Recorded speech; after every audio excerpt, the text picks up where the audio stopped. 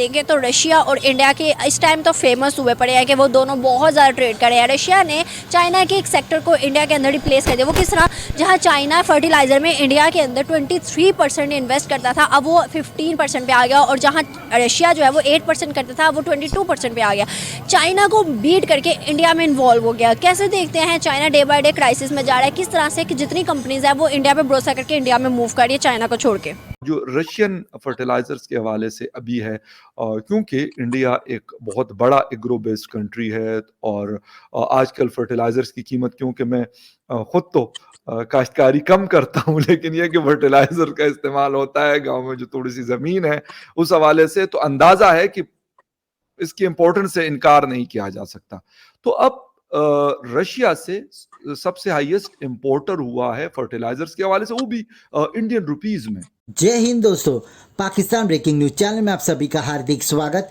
भारत और रशिया की दोस्ती आए दिन मजबूत होती जा रही है, क्योंकि रशिया ने भारत को कम दाम में तेल दिया, वहीं पर भारत ने सारा तेल रशिया से ही खरीदा और इसके कारण रशियन इकोनॉमी बूस्ट कर गई।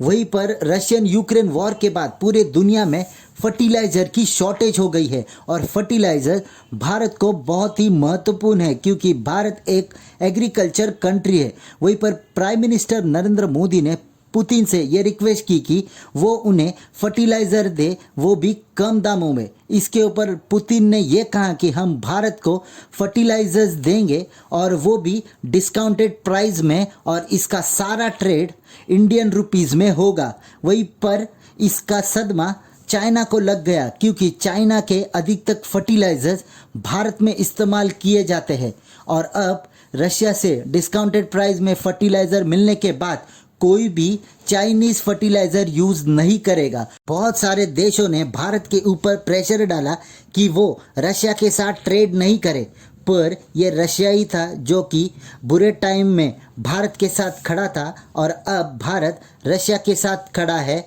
और कोई भी देश भारत को डायरेक्शन नहीं दे सकता कि कौन से देश के साथ ट्रेड करे या ना करे। ऐसे ही वीडियो को अंतिम तक देखते रहिए, लाइक कीजिए, शेयर कीजिए और सब्सक्राइब कीजिए हमारे चैनल को, और बेल आइकन दबाना बिल्कुल भी ना भूलें, और आपकी जो भी राय हो उसे कमेंट बॉक्स में ज़रूर दें। धन्यवाद। फर्टिलाइजर में कुछ है यूरिया और एक दो और फर्टिलाइजर्स होते हैं, मुझे नाम ध्यान नहीं आ रहा। इनका शुरू से सबसे बड़ा जो इंडिया इंपोर्ट करता था, करीब 30-32-33% वो रशिया से आता था। Okay sir. शुरू से, ये आज से नहीं। राइट। अब रशियन यूक्रेनी वॉर में क्या हुआ कि ये जो प्रोडक्शन है एकदम नीचे गिर गई। अगर फर्टिलाइजर नहीं आएगा, वो केमिकल कंपाउंड्स नहीं आएंगे, हमारे यहाँ नीम कोटेड यूरिया बिकता ताकि वो इधर उधर यूज ना हो, केवल फर्टिलाइजर में यूज हो। तो हम जो प्रोसेसिंग करते हैं, मान लीजिए एपीआई, जैसे मेडिसिन में कहते हैं एपीआई चाइना से लेते थे, यहाँ दवाई बनाते थे, वैसे ही हम कंपाउंड्स, बेसिक कंपाउंड्स हम लेते थे रशिया से, और उनको फिर यहाँ बना के देते थे। और यहाँ तो फर्टिलाइजर सब्सिडी पे मिलता है, फर्टिलाइजर देना पड़ता है क्योंकि इतनी बड़ी खेती होती है इंडिया में, इतने लार्ज लेवल पे होती है।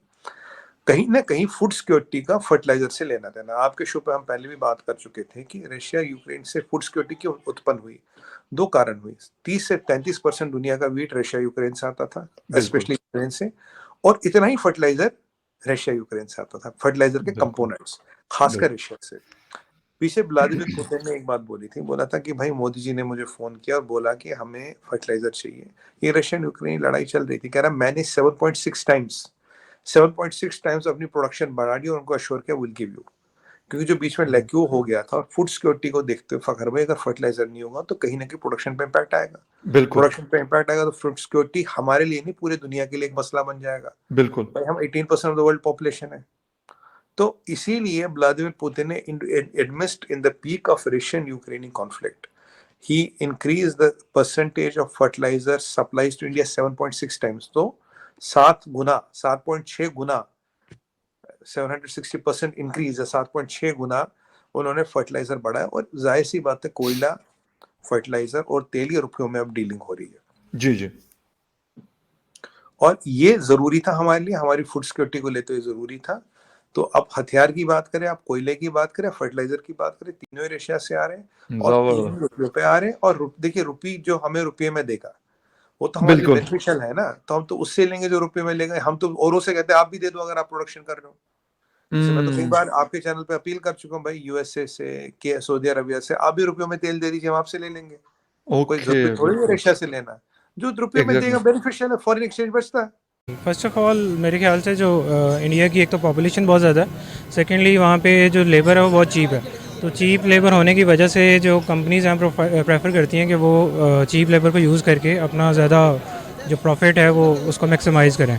तो मेरे ख्याल से कि ये एक फैक्टर है। सेकेंडली जो वहाँ की गवर्नमेंट है उनकी पॉलिसीज़ ऐसी हैं कि जो फेवर करती हैं कि बाहर से फॉरेन जो है इन्वेस्टमेंट आए, एफडीआई जो है वो आप इन्वेस्ट करें। तो मेरे ख्याल से हमारे लिए इंडिया इसलिए बेहतर है कि हमारे कम्युनिकेशन गैप जो है वो नहीं है इंडिया के साथ। हमें हिंदी समझ आती है, हमें उनको उर्दू समझ आती है, तो वो हमारे लिए एक इजी कंट्री टू ट्रेड है तो चाइना के मुकाबले में। तो जब तक हम ये मामला ठीक नहीं करेंगे अपने नेबर्स के साथ, तब तक मेरे नहीं ख्याल कि हम इस क्राइसिस से निकल सकते हैं। एज अ पाकिस्तानी आपकी प्रिडिक्शन क्या कहती है कि आने वाले टाइम में इंडिया सेकंड लार्जेस्ट इकोनॉमी बन सकता है? बिल्कुल बन सकता है, उसमें बिल्कुल पोटेंशियल है। आप देखें उनका आईटी सेक्टर कितना बूस्ट कर रहा है और वो हर सेक्टर में जो है वो काम कर रहे हैं और ह्यूमन डेवलपमेंट पे बहुत काम कर रहे हैं। बहुत अच्छा लगा, थैंक यू सो मच।